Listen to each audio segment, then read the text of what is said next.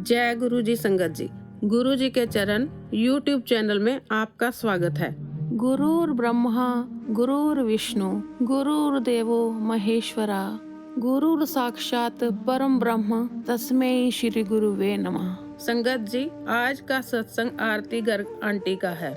इससे पहले कि हम आज का सत्संग शुरू करें, आप गुरु जी के चरण YouTube चैनल को सब्सक्राइब करें ताकि आप भी गुरु जी के चरणों के साथ जुड़े रहें। और अगर आप भी अपना सत्संग शेयर करना चाहते हैं तो सुंदर लिखावट में नीचे दिए गए ईमेल आईडी पर भेजें। तो आइए सुनते हैं आज का सत्संग। गुरु जी से मिलने से पहले ईश्वर की दया और उसके प्राणी प्रेम में मेरा विश्वास बिल्कुल नहीं था। गुरु कृपा का शब्दों में वर्णन करना अत्यंत मुश्किल है। जिस प्रकार परमात्मा प्रार्थनाओं का फल देते हैं, उसी प्रकार गुरु जी के सत्संग में सत्संग सुनने वाले और सत्संग सुनाने वाले दोनों को वरदान और असीम आनंद की प्राप्ति होती है।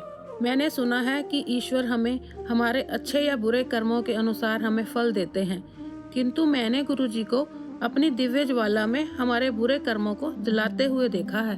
गुरु जी के प्रथम दर्शन के समय मैं 11वीं कक्षा में पढ़ती थी। उस समय हम नोएडा में रहते थे। मेरा जन्म तो पंजाब में हुआ था, लेकिन मैं पंजाब में पली बड़ी नहीं थी, इसलिए मुझे पंजाबी भाषा बिल्कुल नहीं आती थी।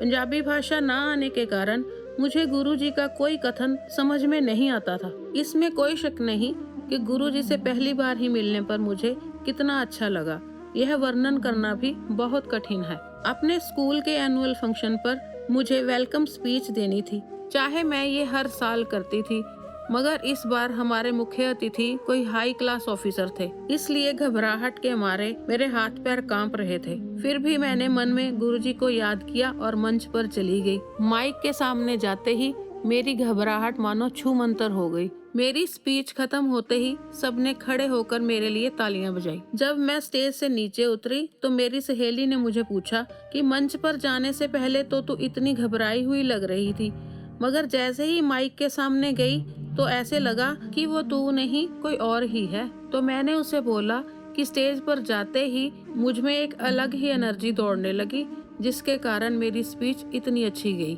स्कूल की छुट्टी के बाद जैसे ही घर जाकर मैंने अपनी फेसबुक खोली तो सबसे पहले गुरुजी का मैसेज दिखा, जिसमें लिखा था, कुड़िए मेरे होते तो घबराया मत कर, मैं हर पल तेरे साथ हूँ। जिसे देखकर मेरी आंखें भर आई। इस सत्संग के अलावा भी मुझे कई बार गुरु जी के गुलाबों की खुशबू का अनुभव हुआ है। इस तरह जीवन चलता गया और मैं 12वीं कक्षा में पहुंच गई। 12वीं कक्षा में पहुंचने पर पढ़ाई और अधिक मुश्किल होती गई। मुझे याद है यह बात 2007 की है, जब मैं एक दिन सत्संग में गई तो गुरु जी ने प्रसाद देते हुए मुझसे पूछा कि मैंने कौन से सब्जेक्ट ले रखे हैं। तो मैंने उन्हें बताया कि मैं कॉमर्स की स्टूडेंट हूँ। तो गुरु जी मुझे इकोनॉमिक्स के कुछ सवाल पूछने लगे। गुरु जी ने मुझसे जो प्रश्न पूछा उसका उत्तर मुझे अच्छे से पता था, लेकिन पता नहीं उस समय मुझे क्या हुआ कि मैं उसका कोई जवाब ना दे सकी। उसके बाद पूरी रात मैं ये सोचती रही कि आखिर ये हुआ क्या, जिसकी समझ मुझे बाद में लगी कि गुरुजी ने क्या किया था। गुरुजी की इस चेतावनी के बाद मैं इकोनॉमिक्स पर और ज्यादा ध्यान देने लगी, जिसका फायदा मुझे तब हुआ जब 12वीं कक्षा के सेकंड सेमेस्टर में हमारी इकोनॉमिक्स की टीचर चली गई। अब हमारी पूरी क्लास को इकोनॉमिक्स खुद ही पढ़ना था, पर मैं तो गुरुजी की चेतावनी के कारण पहले से ही इकोनॉमिक्स बड़े अच्छे से पढ़ रही थी। जहाँ पूरी क्लास 80% मार्क्स मुश्किल से ले पाई, वहीं मैं अपने प्यारे गुरुजी की कृपा से 97% मार्क्स लेकर पास हुई। अब 12वीं के फाइनल एग्जाम्स पास आ रहे थे, जिसके कारण गुरुजी के सत्संग में जाना भी कम हो गया था, क्योंकि गुरुजी का खुद भी यही आदेश था कि मैं एग्जाम्स पर ज्यादा ध्यान दूं। 13 जनवरी लोहड़ी के दिन मैं अपनी फैमिली के साथ गुरुजी के दर्शन के लिए गई। यह मेरे एग्जाम से पहले मेरे लिए गुरुजी के लास्ट दर्शन थे, क्योंकि इसके बाद तो एग्जाम्स खत्म होने पर ही मैं गुरुजी के पास जा सकती थी। उस दिन गुरुजी खुद अपने दिव्य हाथों से प्रसाद बांट रहे थे और मेरी बारी पर गुरुजी ने मुझे टॉफी का प्रसाद दिया। वैसे तो गुरुजी का आदेश है कि प्रसाद को वहीं खत्म कर दिया जाए, पर टॉफी एक एक्सेप्शन थी, इसलिए मैंने कुछ टॉफी वहीं खा ली और कुछ बचाकर जेब में रख ली। जब मैं गुरुजी के पास आज्ञा लेने गई और गुरुजी के चरणों को स्पर्श किया तो जाते वक्त गुरुजी ने मुझे अपना एक स्वरूप दिया। तो मैं बहुत खुश हो गई कि गुरुजी ने अपने हाथों से मुझे अपना स्वरूप देकर ब्लेस किया।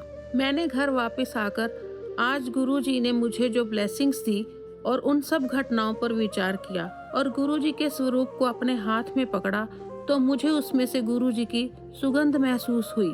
साथ ही जब मैंने बची हुई टॉफियां गिनी तो वो भी कुल 12 थी और मेरे 6 एग्जाम्स थे।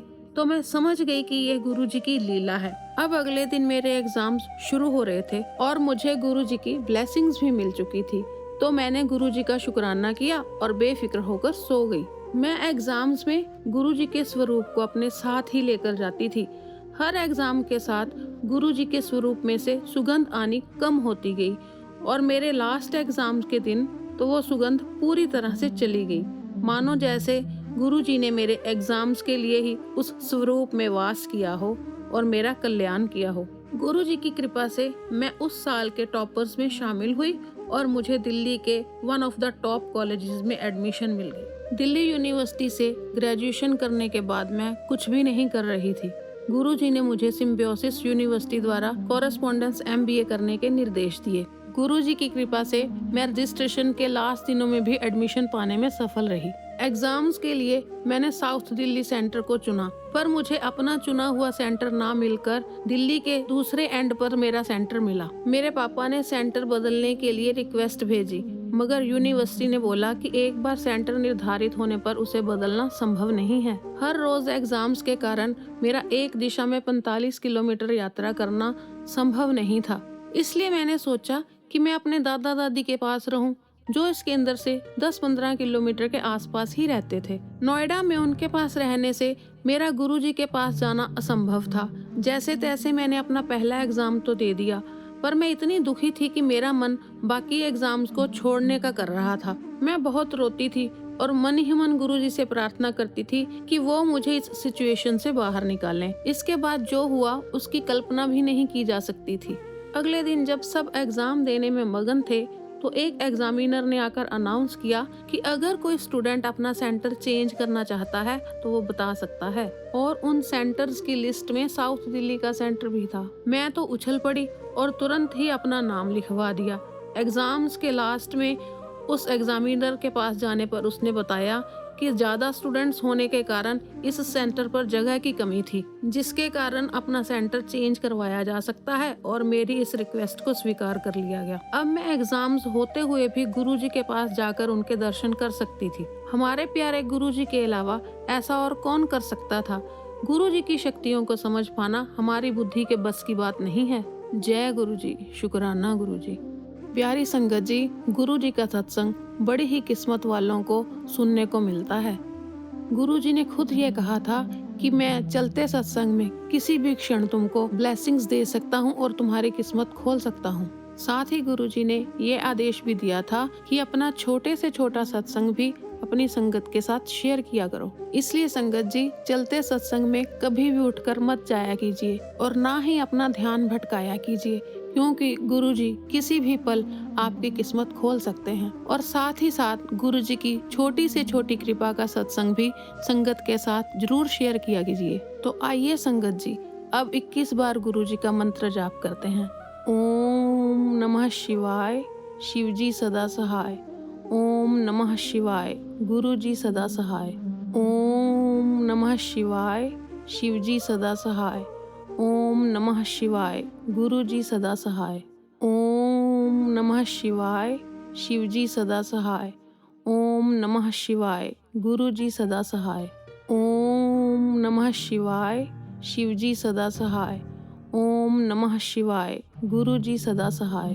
ओम नमः शिवाय, शिवजी सदा सहाय।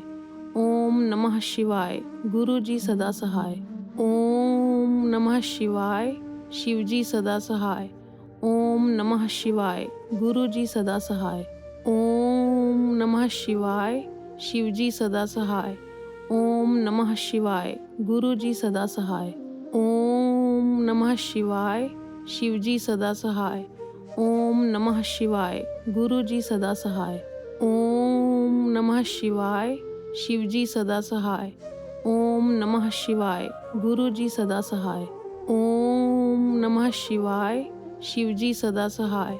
ओम नमः शिवाय गुरु जी सदा सहाय। ओम नमः शिवाय शिव जी सदा सहाय। ओम नमः शिवाय गुरु जी सदा सहाय। ओम नमः शिवाय शिव जी सदा सहाय। ओम नमः शिवाय गुरु जी सदा सहाय। ओम नमः शिवाय शिव जी सदा सहाय। ओम नमः शिवाय गुरु जी सदा सहाय। ओम नमः शिवाय शिव जी सदा सहाय। ओम नमः शिवाय गुरु जी सदा सहाय। ओम नमः शिवाय शिव जी सदा सहाय। ओम नमः शिवाय गुरु जी सदा सहाय। ओम नमः शिवाय शिव जी सदा सहाय। ओम नमः शिवाय गुरु जी सदा सहाय। ओम नमः शिवाय शिव जी सदा सहाय। ओम नमः शिवाय गुरु जी सदा सहाय। ओम नमः शिवाय शिव जी सदा सहाय। ओम नमः शिवाय गुरु जी सदा सहाय। ओम नमः शिवाय शिव जी सदा सहाय। ओम नमः शिवाय गुरु जी सदा सहाय। ओम नमः शिवाय शिव जी सदा सहाय।